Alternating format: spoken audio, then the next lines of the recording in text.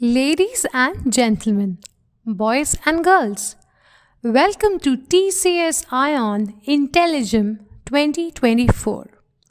Before we move any further, may I please request Ms. Shalini Gopalakrishnan, Head TCS iON IntelliGem and School Education Engagements to set the ball rolling.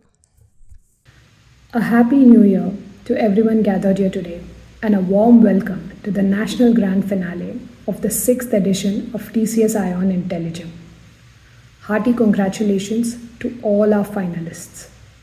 In the last few years, educational institutions, policies, and forums have stressed upon the need to inculcate the much needed 21st century skills in young learners at an early age. With the advance in AI, this need has increased manifold, with surprising speed and agility. At TCS iON, with this foresight, IntelliGem was conceptualized as early as 2018. The purpose then was to reach out to schools, educators, students, and parents alike to increase the awareness of these crucial 21st century skills. We aim to make the students realize their true potential and be prepared for the unknown, uncertain, yet ever evolving future. This program, devised in a contest mode, runs almost through the entire academic session, starting from the Independence Day and concluding on the Republic Day. Right from the selection of the 5 skills or topics, to the structure of the various stages of the contest, to creation of the evaluation criteria, the entire student journey, learning, and experience has been diligently designed by a team of experts. Once the student registers and enrolls into the program, they are exposed to enriching learning content, and the student definitely takes something back home with them. Now, to all our finalists, congratulations and wish you the very best. You have proven to be an IntelliGem, and that is what we celebrate. Every one of you is a gem. Now, without further ado, over to the host. Thank you. Ladies and gentlemen, boys and girls, it's my privilege to introduce our host for the day. Rashmi is currently Asia's only professional lady quiz host. An alumnus of the prestigious NITK Surathkal and IIM Calcutta, she has hosted close to 1,000 shows across India, Singapore, and several countries across the Middle East. She is the only woman to have been invited to host a quiz at Kuwait for the last 5 years. She was recognized by Business World as 40 under 40 as a personality from India to reckon with. She was the winner of the Quiz Host of the Year 2022 by SMX Leadership Summit. She's been part of this quiz for many years, as she has been part of several quizzes such as Tata Crucible, the Union Bank Quiz, the Rural IT Quiz, TCS Inquisitive, just to name a few. So, ladies and gentlemen, it's time to get started. Time to welcome your host, Miss Rashmi Furtado.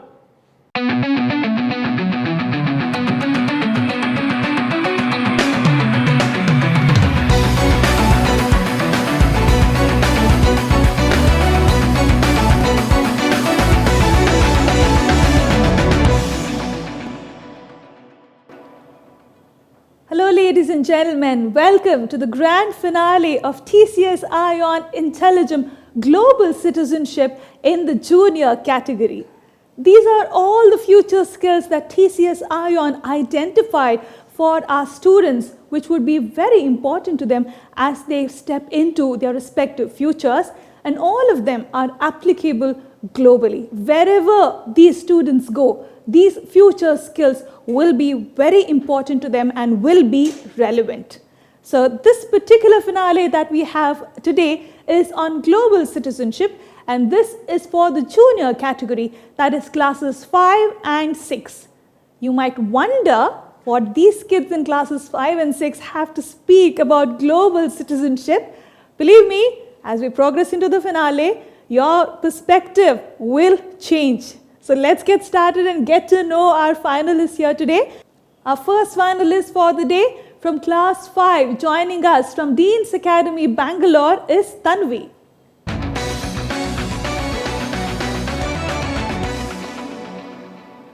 Moving on to our second finalist here today, from class 6, joining us from the Hyderabad Public School is Neena.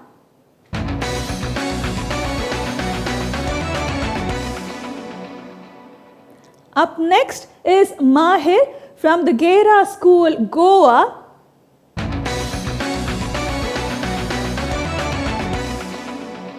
Mahir is in class 6.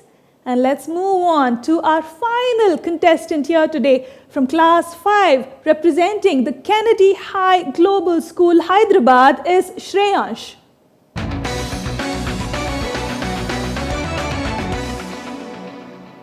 Ladies and gentlemen, these finalists have gone through multiple rounds of testing to reach this grand finale here today.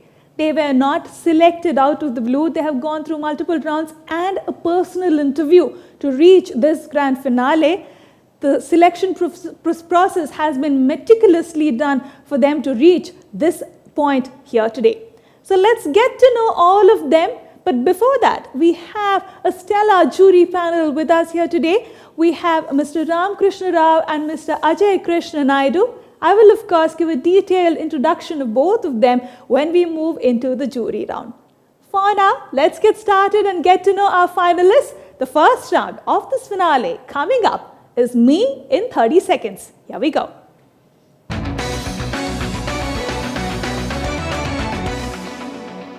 Ladies and gentlemen, as the round suggests, this is where we get to know our finalists a little better. But why only 30 seconds? I think all of us today need to understand that we should be able to make an impact in the shortest amount of time that is given to us. Nobody has a lot of time to listen to what we do today. So in 30 seconds, how well can these finalists make an impact when they introduce themselves is what we want to know. So let's get started with our first finalist here today. Tanvi, you have 30 seconds of time to introduce yourself. Go ahead. My name is Tanvi. I study in grade 5 in the school Dean's Academy of Bangalore. I'm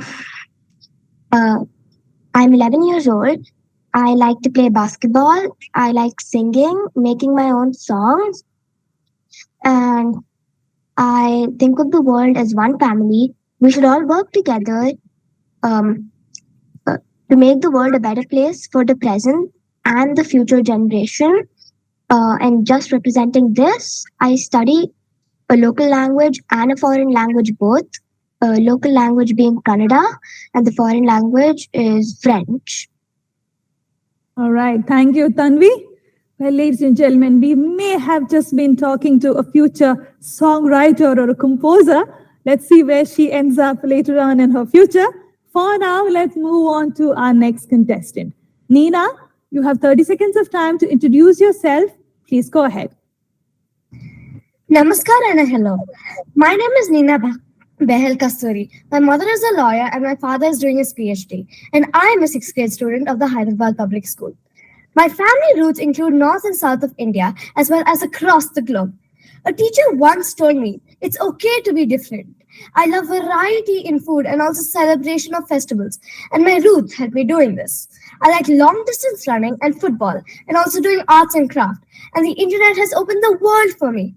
Singing and trekking are my other interests. And I also love math. All right. Thank you, Neena. Someone who likes to sing, trek, and loves math. I don't know how all those three aspects gel together, but she seems to be an example of that. Let's move on to our next finalist. Mahir, it's your turn to introduce yourself. You have 30 seconds of time to do so. Please go ahead. Hi, I'm Mahir, and I've had the privilege of experiencing the world through diverse cultural lenses, and I'm here today to share my views on global citizenship. Raised in India, I've been fortunate enough to embrace its traditions while exploring a variety of different cultures. This has led me to acknowledge that the world is interconnected and actions in one part can have an effect in another distant path. The seed of open mindfulness has in me and has started to grow. I believe in the power of empathy, inclusivity, and mutual respect as foundational values that transcend borders and lay the basis of collaboration and cooperation. I'm committed to continuously learning, growing, and collaborating across cultures to build a more connected and compassionate world where global citizens like us can flourish and prosper. Thank you. Thank you, Mahir. Ladies and gentlemen, someone in class 6 talks about upholding empathy and inclusivity, something for all of us adults to learn from. For now, let's move on to our final contestants here today. Shreyansh, you have 30 seconds of time to introduce yourself. Please go ahead. Good afternoon, everyone. I'm Shreyansh, a robotic enthusiast, a soccer player, and an explorer. Above all, I'm a proud global citizen as I believe in kindness, respect, peace, and open-mindedness. In past few years, I got an opportunity to visit Malaysia, UK, and different places in India. I learned about many different cultures, traditions, and customs. The main thing which I found in common is humanity. Also, I firmly believe that we are all connected and together can make our world a better place. Thank you. Thank you, Shreyansh. Well, ladies and gentlemen, I think he was quite clear when he said robotic enthusiast and a football, is it? That's what you said? Yeah, someone who plays football. You made it quite clear that you're an explorer. You didn't have to further explain that you are, because again, both those skills don't necessarily go together all the time, but it does in Shreyansh's case. Ladies and gentlemen, we have an interesting set and a curious set of finalists with us here today. So let's move on and find out what are their points of views in the remaining rounds of our finale. Moving on into the second round, heads and tails. Here we go.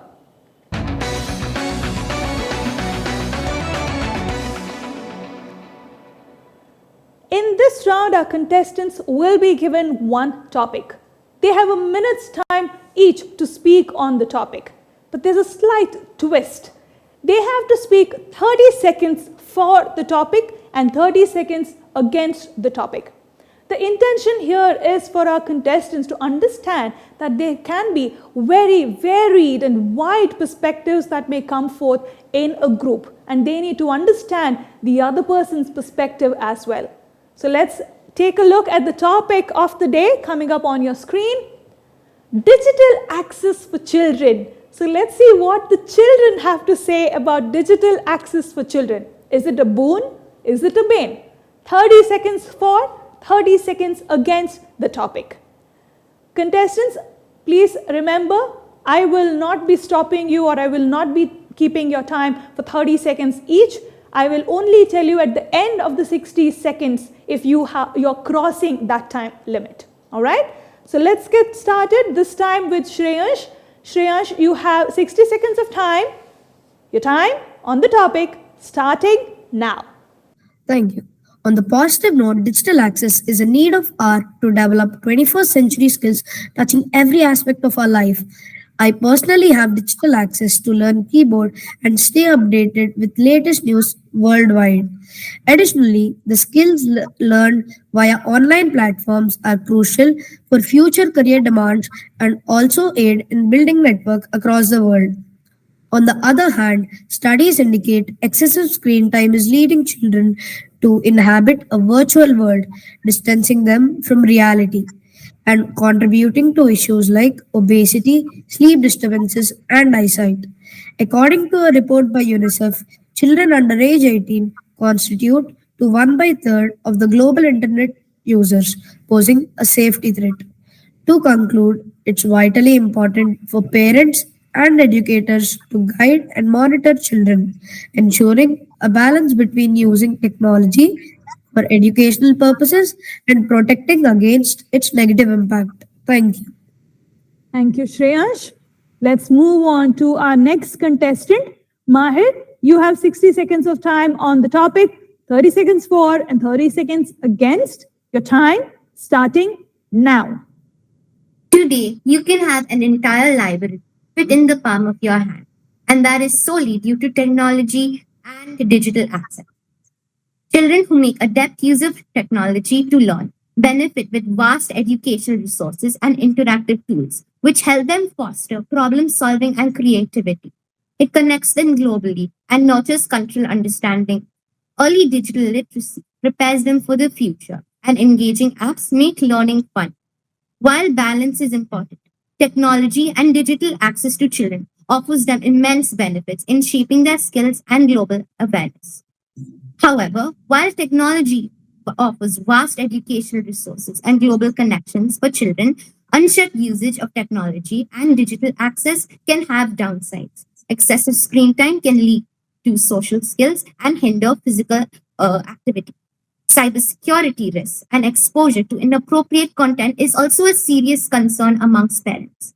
However, when monitored and balanced with other activities, technology remains a valuable tool for learning. But awareness of its potential drawbacks is crucial for responsible usage. Thank you. Thank you, Mahir. All right, ladies and gentlemen, time for us to move into our next finalist here today. Nina, you have a minute's time on the topic coming up now. I think digital access for children can be beneficial because they can access more learning tools which help with their education. They can connect with leaders and scientists as well as social networks, developing their communication skills. They can access more creative and fun resources, developing their creativity. They have remote and flexible access, and this can help students who have location or time constraints to learning. They can speak openly in a digital world about health and mental health concerns. I think digital access for children can be harmful because children have access to inappropriate content and are exposed to dangers like cyberstalking and cyberbullying. Children spend more time digitally connected and less time on physical activity. This can result in health issues such as obesity, poor eyesight, and depression. Because they can do more than one thing at a time, they are losing focus.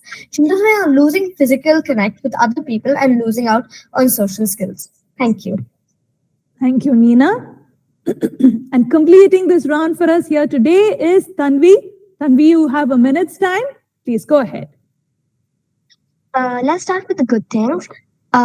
Knowledge is easily accessible for children. If they want the meaning of a word or something like that, they can easily search it up on the computer. Um, in Digital access helps in rural areas a lot.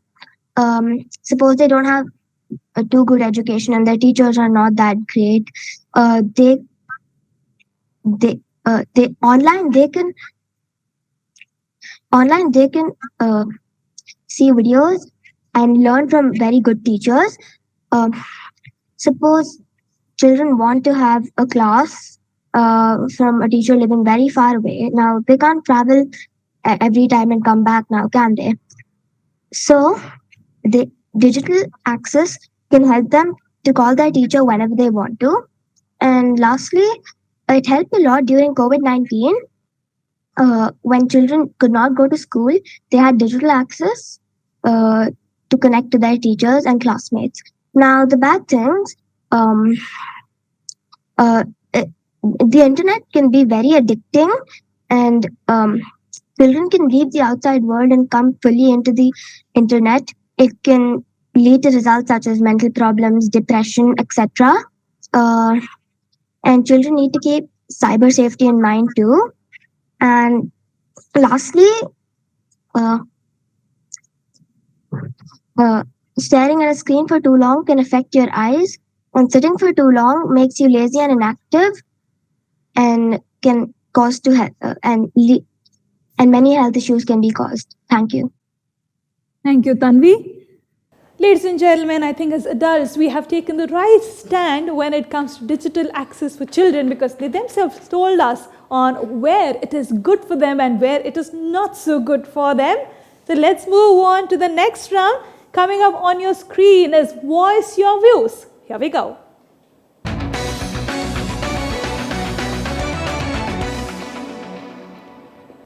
Ladies and gentlemen, in this round, our contestants will be given one topic on which they will debate. They have 8 minutes of time to debate out the topic. Let's take a look at the topic. Coming up on your screen, should wars be banned? All of us have a lot of views when it comes to wars and also about what needs to be banned. But have you asked the students, the children, on what their point of view is when it comes to wars? Let's hear them out here today. Contestants, remember, I will not be moderating your debate.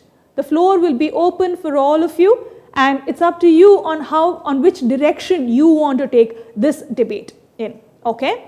Remember, ideally, we would want you to arrive at a conclusion at the end of the debate. However, if you are not able to arrive at a conclusion, we will not hold it against you. But yeah, we would want to encourage you to arrive at a conclusion. I will give you 8 minutes of time for the debate. If you are not able to arrive at that conclusion at the end of the 8th minute, I will give you 1 minute of grace time. Okay? Good luck to all of you. Your time on the topic, should wars be banned? 8 minutes starting now. I would like to start the day by saying war is cruel, and more the cruel it becomes, the deeper its impact. As Mahatma Gandhi wisely stated, an eye for an eye will make the whole world blind. Because of wars, numerous lives, mostly young, are lost, and there is substantial economic damage as resources crucial for public are redirected to the war front. Even though wars have a long-lasting humanitarian impact where countless of lives are lost and can even cause psychological trauma, we can agree that nations have a right to sovereignty to preserve their territory. And how can we not respond with a counterattack when a hostile nation attacks our own nation? Hence, they are a necessity in defense. I'm not saying that wars shouldn't be banned, but if diplomatic relations against a hostile country don't work, what other choice do we have?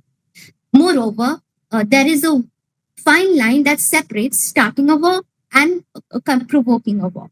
If we start a war, that is completely unacceptable. But as I said before, if another country attacks us, we need to respond with hostile relations. Otherwise, there will be a loss of life only on our side, not on their side. So I feel we have to give a diplomatic solution and we have to keep discussions. Uh, Actually, I would have a point saying like a few reasons that wars should be banned is because there's a lot of death and destruction included of homes, buildings, and it's a cost of peace that where the other country or another person is causing us, and there's long lasting hatred between two countries, two places, because of the war that someone started.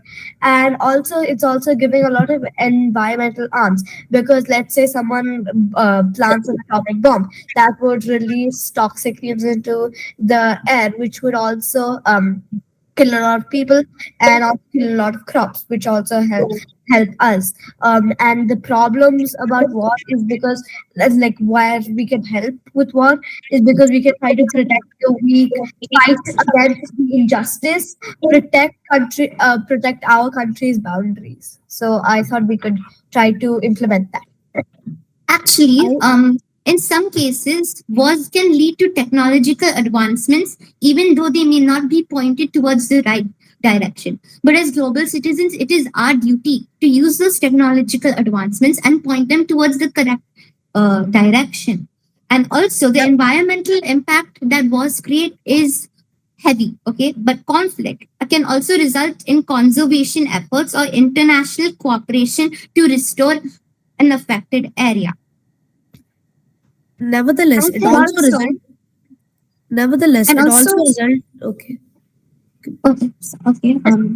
And also, wars can be of many different types. For example, religious wars. Now, religious wars are fought based on the differences in religion between two or more parties. And there is an upside to religious wars, though. For after such wars, societies can work together to sort aside their religious differences. So even though wars can cause a lot of damage and even hatred between two or more parties, they have their benefits. Moreover, it is also not feasible to simply ban wars due to one reason. If we have a multitude of reasons to ban wars, it might become more feasible. But we can't solely ban wars due to the economic drain or solely ban wars due to the destruction and damage caused. We have to look at if we were to ban wars, we have to look at all the multitude of reasons that they cause damage. I think that wars can't really be banned because even if it's banned, some countries might still attack. So, and then the only thing we can do is if we don't fight back, then our country will be harmed. So the only thing we can do is to fight back. And if war is banned, then we both are breaking the rules. So instead of banning war, we should work towards global peace so that we can get results such as later will become less and less, and in the end no one will need to do a war or even want to do a war. Yeah. Actually, can I use an example of the American Civil War to show how war has benefited a particular race of people? The American Civil War was fought for the abolishment of slavery, and due to the war, slaves are now free. Yes.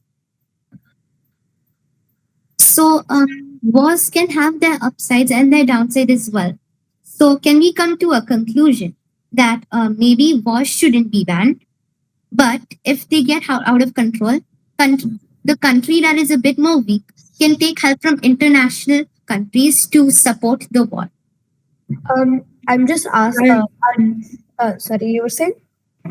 You can continue. Thank you.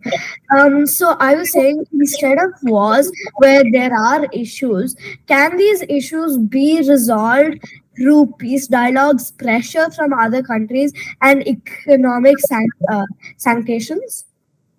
What if the other country or party is not accepting to resolve the conflict through these means? What are we to do then? The hostile country can send armed forces to our own country and then an attack can be launched. Are we supposed to stay quiet? After all, countries have a right to protect their nation and a right to their sovereignty. Yes. While that, sorry, you can Yes, but it's like there is no need of attacking back, but they can come to a diplomatic solution, as I told before. Like they can come to a resolution together. But what if they aren't willing to come to the resolution? What are we to do then? We can't keep pressurizing them. They'll just send forces into our own country. If they are not willing to agree and they are being hostile, if these two cases were put together, what are we to do? Are we supposed to remain quiet and let them destroy our country and take away our right to sovereignty, or should we fight back? So, at the best we can do at this point, we can either protect our country, but if they're sending too many armed forces, the final issue would be to fight back because there's nothing else that you can do.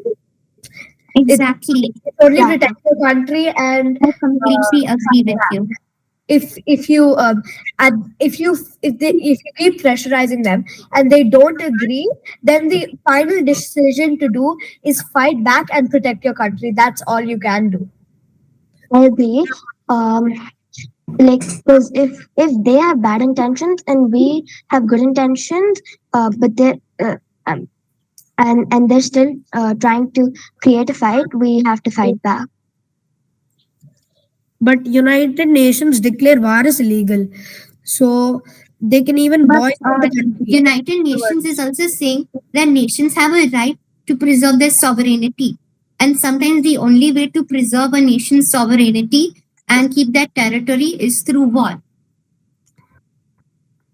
You said that. Sorry. You can continue. You have a minute's time. Okay, got it. It would actually be by fighting back, which if you fight back, it would most likely create a war. So that's what would happen. But there is a big difference between starting a war or fighting back. Starting a war is wrong, but fighting back, it can't be wrong because all we are trying to do is to preserve a nation's sovereignty. How's that wrong? Yeah, I'm not saying that it's wrong, but I'm saying that it would create a war between two countries. Yes, that is true. As we all know, wars cannot be banned, but we can try to avoid as much as possible to decrease damage of both tangible and intangible assets in the both, like in both countries or the both parties. Yes, maybe we can do that. We can do that. Yeah. So we can set a rule that says no wars, but if another country breaks this rule, fight back. If another country breaks this rule, and diplomatic relations are not working, then only fight back. Yeah. Yeah. Would that be your conclusion? Yes. Yes, Yes, ma'am. that's our conclusion. That would be our conclusion. All right. Thank you, finalists. Ladies and gentlemen, sometimes as adults, we have to learn a thing or two from these kids here today. Having a calm discussion or calm debate can actually help us come up with some reasonable solutions. And honestly, I never thought I would listen to class 5 and class 6 students talking about sovereignty and economic sanctions and tangible and intangible assets. I didn't know these things when I was their age for sure. I don't know about the rest of you, but if you're like me, I'm sure you're asking the same question to yourself. So let's move on into the next round, which is the fourth round of this finale. Coming up is your global perspective. Here we go.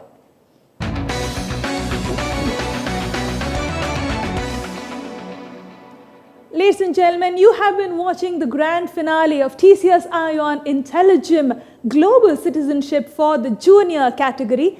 We are almost halfway through into this finale and moving into the fourth round, which is your global perspective. Let's take a look at the topic coming up on your screen. Are all the SDGs that United Nations has prescribed for all the countries across the world. These are the 17 SDGs that they have prescribed. The question that all these contestants have to answer here today is, what are the top 3 SDGs that they would rank according to their priority, which they would prioritize, and why? They can choose any point of view, they can choose any direction they want to. We have not told them what are the points they need to keep in mind at all. They only need to tell us what are the top 3 that they would pick in that rank 1, 2 and 3 according to the priority that they have, and explain to us on why they have given that ranking to the 3 SDGs that they will pick out of the 17. Alright, so let's get started. Let's start with Tanvi. Tanvi, all of you have a minute's time to speak on the SDGs. I request all of you to stick to that minute's time and not cross the 60-second mark. Tanvi, you have which 3 SDGs would you like to speak on? Or how would you rank the 3 SDGs as well? I would rank SDG 17 as 1, Okay. SDG 1 as 2, and SDG 14 as 3. So Those are my 3 SDGs. So those are the 3 SDGs that Tanvi has chosen. Tanvi, now you have a minute's topic to give us the reason on why you have chosen these 3 SDGs. Please go ahead. I have chosen SDG 17 because nothing can be achieved if only one nation tries to achieve all the goals by themselves. Now, can it? But if all the nations try to work together globally and partnership for the goals, then progress will be very positive. And since every goal is important, I chose goal 17 to represent all the goals.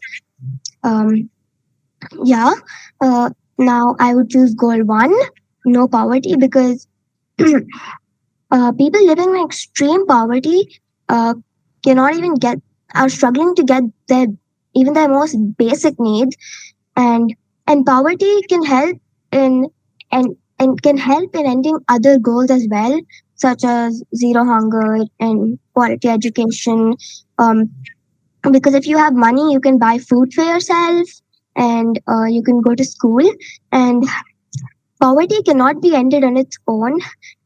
Every uh, nation needs to work together to end poverty and understand that each nation has its own unique problem of poverty.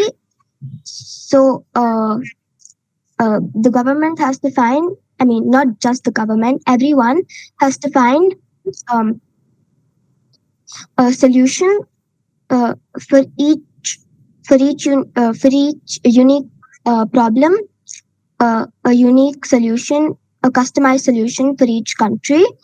Um, and I would choose life below water because humans are destroying marine life um, by polluting it and adding harmful chemicals to it. Uh,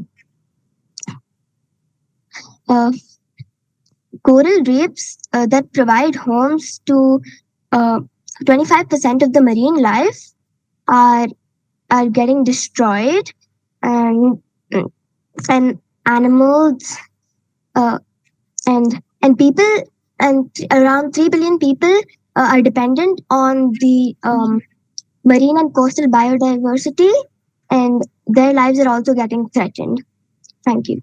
Thank you, Tanvi. Moving on to our next finalist here today, Nina, it's your turn. What are the three SDGs that you would want to speak on? I would be choosing SDG 17, Partnership for the Goals. I would choose SDG 16, Peace, Justice, and Strong Institutions. And I would also choose SDG 4, Quality Education.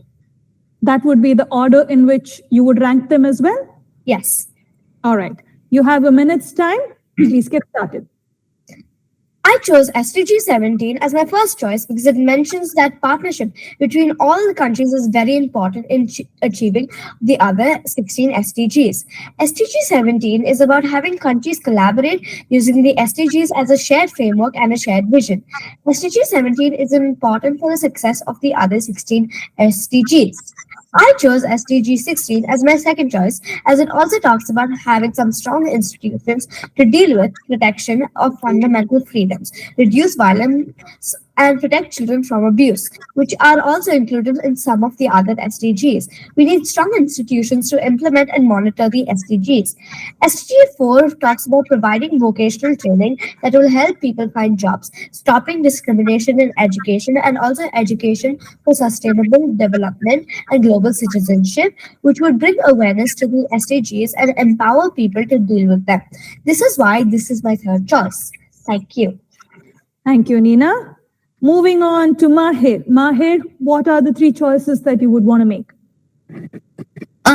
In terms of priority, the SDGs I would like would be I would like to rank would be SDG 17, Partnership for the Goals, SDG number 13, Climate Action, and SDG number 1, No Poverty. So let me start with SDG 17, Partnership for the Goals. Collaboration and partnerships are crucial to achieving all other SDGs. This is one of the sustainable development goals that all the other SDGs are relying on. If there is no collaboration or partnership to promote these goals, then they simply cannot be achieved. Next, I chose SDG 13, Climate Action. Urgent action to combat climate change is necessary for preserving ecosystems and ensuring food security. Safeguarding for the planet for future generations is also an important aspect of taking climate action. Climate action can also contribute to achieving some other SDGs, such as clean water and sanitation, which is SDG number 6, SDG number 15, life on land, and SDG SDG number SDG number 11, sustainable cities and communities. SDG number 1, no poverty. Similar to SDG number 13, it is also crucial to help achieve other SDGs such as good health and well-being, quality education, and even gender equality. Addressing poverty is fundamental for achieving other goals. It's critical for improving the quality of life, health, and access to education and opportunities. Thank you. Thank you, Mahir. And Shreyash, what are the three that you would want to speak on? I would like to choose 1, 2, and 15. In that order, is that how you would rank them as well? Yes, ma'am. Okay, so no poverty is number 1, zero hunger is number 2, and life on land is number 3, correct? Yes, ma'am. All right, you have a minute's time. Please get started. Addressing poverty, eradicating hunger, and fostering sustainable living on land are fundamentals for achieving broader goals and improving overall well being. I feel every individual deserves basic means for a dignified life. Since childhood, my family emphasizes on minimizing food wastage by sharing leftovers and donating old clothes to those in need. The United Nations reports reveal that 9.2% of the people are in extreme poverty and 16.6% are malnourished, and 63% of the world's land is affected by soil pollution. To address these urgent issues, global nations gather at various summits like BRICS, UN, and G20, where they outline growth strategies for global health, poverty alleviation, and sustainable agricultural and rural development. Let's make a positive impact on lives and the global environment as we live in Vasudhaiva Kutumbakam, one family, one earth, one future. Thank you. Thank you, Shreyansh. Well, ladies and gentlemen, I think there have been some favorite SDGs that have come up here today. No poverty being one of them, and also partnerships for the goals being another one. I think it's very, I would say I'm happy to see that our future generation thinks collaboration is one of the most important SDGs for us to keep in mind, because otherwise progressing into the future may become a little difficult. Honestly, that is not something that all of us have focused on, but I'm glad to see that the future generation is certainly focusing on that.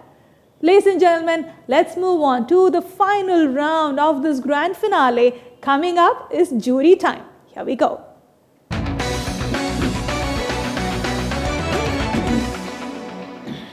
Ladies and gentlemen, as promised, I have a stellar panel of jury with me here today. Let me introduce them to you.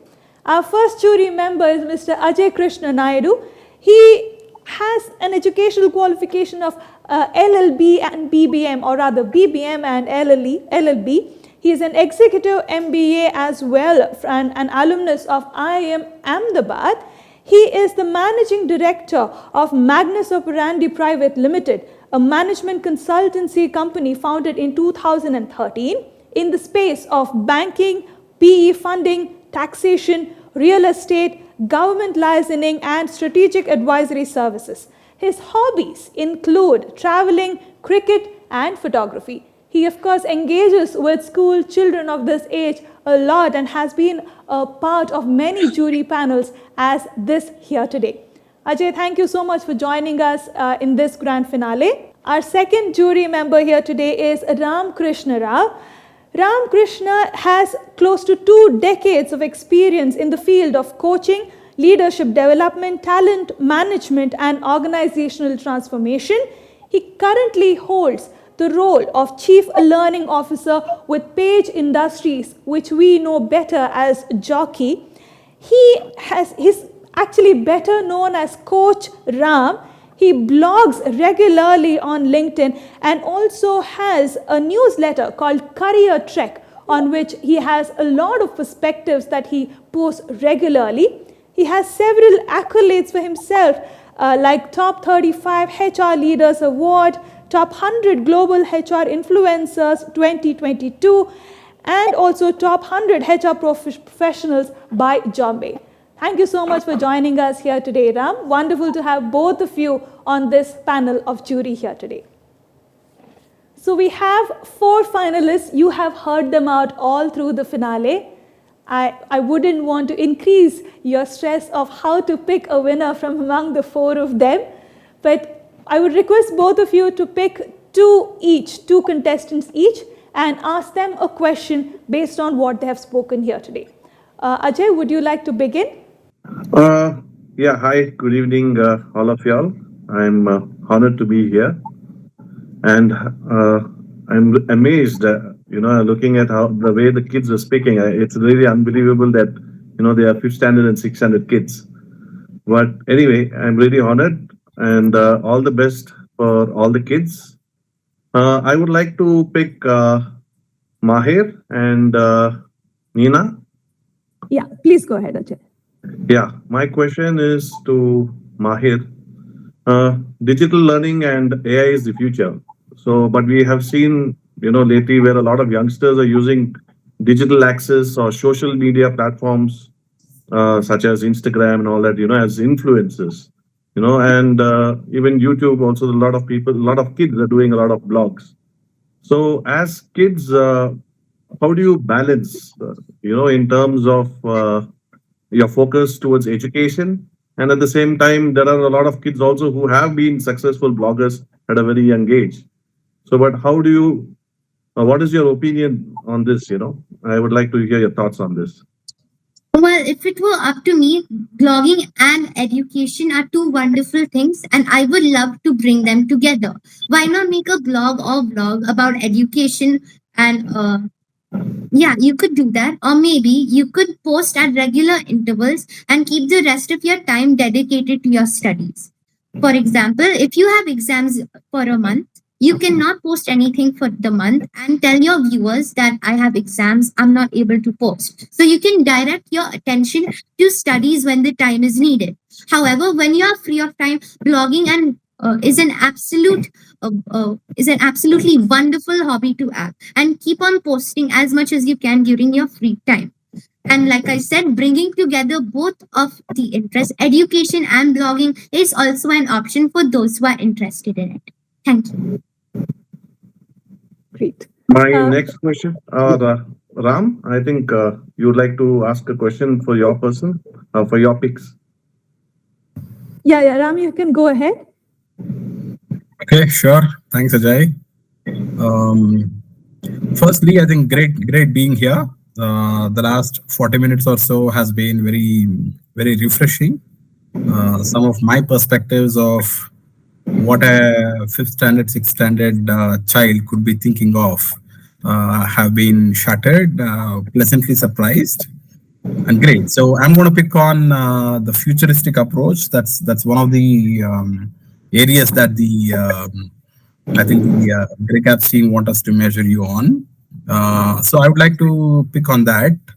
So I think my question, starting with Tanvi, I'll keep it very simple, wanting to explore what you imagine for us as future. So if you had to change one thing about how you are taught, how schools teach you, what would that be? Okay, so in schools, teachers, like most of the teachers, they just skip to the studying part. I mean, yeah, that happens in schools. So I would want at least one session a week, one class a week at least, to be dedicated to any one of the teacher, any like a counseling teacher or a teacher, any good teacher that can explain to us the value of global citizenship.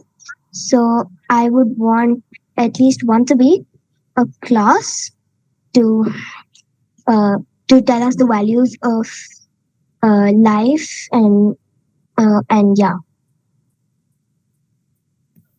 Okay, so what you're saying is you need an additional subject which is around values, global citizenship, etc., etc. Yes. Okay, and how do you think that that will change? What change do you think that will bring? That will benefit all the children to know more about the world and how they could help in all the problems the world is facing, and they will be more informed about being a true global citizen. Thank you, Tanvi. Thanks, Ram. Ajay, would you like to speak to Nina next? Nina was your second pick, if I'm not wrong. Yes, my question is to Nina. So, gender equality has been an evolving subject. I mean, right from our earlier generation and our generation and the future generation, it's been evolving, and there's been a lot of focus on gender equality. So, what is your thoughts on gender equality in terms of as far as your generation is concerned, your classmates, and how do you look at it in the future in terms of future leadership positions in work, or whether it is coming to administrative positions in either government or so what are your thoughts on gender equality? Okay, so for me, I think that all genders should be equal. The main thing that they should focus on is not their gender, but what their performance in what work they're doing. So let's say they're looking for a new president of India. They shouldn't see if it is a male or a female. They should see who is performing better in what they are doing. And depending on that, they should pick who should be the president. So So, you're telling that the merit should always be the main focus rather than gender itself. yes, rather than gender, their performance should be the main focus.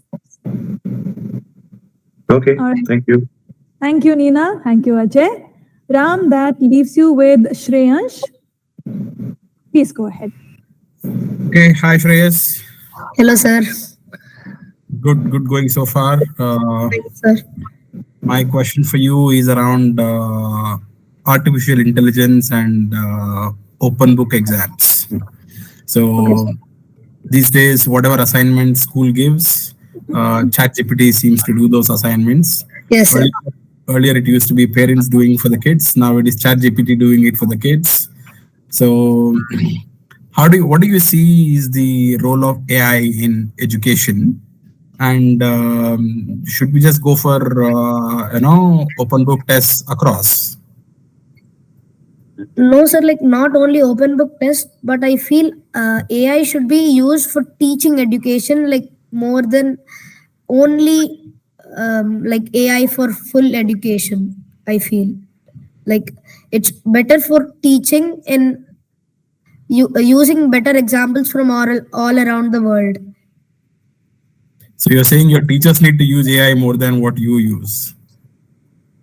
No, sir. I mean that like we can use books and AI, but if there need to be examples like which are not only specified to books, they could use AI also. All right, thank you, Ram. Ladies and gentlemen, with this, we have concluded the finale for Global Citizenship Junior for TCS iON IntelliGem 2024. But now, as the judges have the tough task of picking the winner from among these 4 finalists, all you need to do is hold on and wait for the next finale to come up. There is another one for you to watch, so please hold on and watch the next one. Thank you so much for joining us for this grand finale. You take care.